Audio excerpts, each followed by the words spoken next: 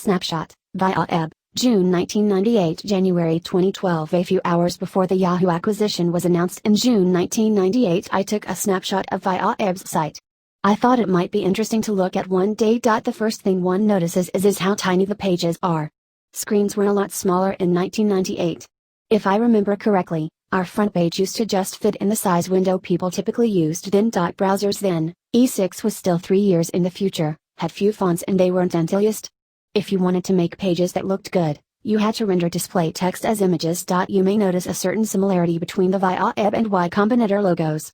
We did that as an inside joke when we started YC. Considering how basic a red circle is, it seemed surprising to me when we started Viaweb how few other companies used one as their logo. A bit later I realized why. On the company page you'll notice a mysterious individual called John Cartium. Robert Morris, aka RTM, was so publicity averse after the worm that he didn't want his name on the site. I managed to get him to agree to a compromise. We could use his bio but not his name. He has since relaxed a bit on that point. Trevor graduated at about the same time the acquisition closed, so in the course of 4 days he went from impecunious grad student to millionaire PhD.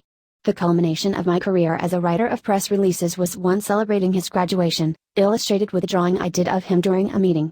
Trevor also appears as Trevino Bagwell in our directory of web designers merchants could hire to build stores for them. We inserted him as a ringer in case some competitor tried to spam our web designers.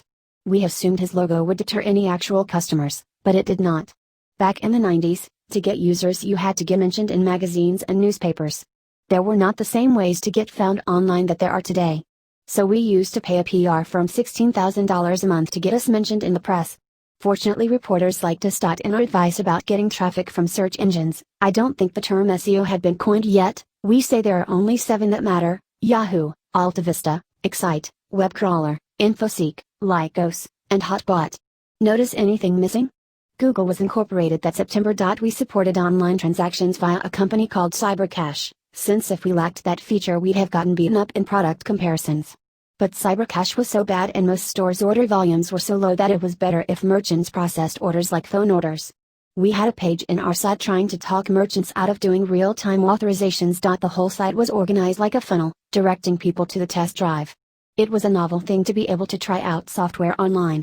We put gibbon in our dynamic URLs to fool competitors about how our software worked. We had some well-known users. Needless to say, Fredericks of Hollywood got the most traffic. We charged a flat fee of $300 per month for big stores, so it was a little alarming to have users who got lots of traffic.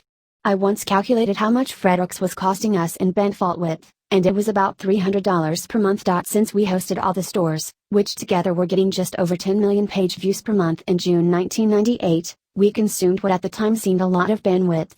We had 2 T1s, 3 megabits per second, coming into our offices. In those days there was no AWS.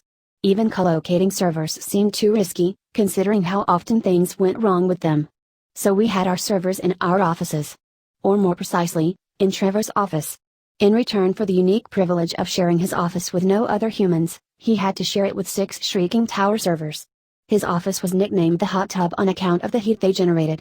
Most days his stack of window air conditioners could keep up. For describing pages, we had a template language called RDML, which supposedly stood for something, but which in fact I named after RTM.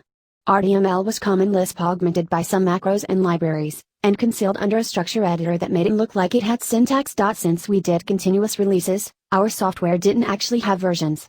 But in those days the trade press expected versions, so we made them up. If we wanted to get lots of attention, we made the version number an integer.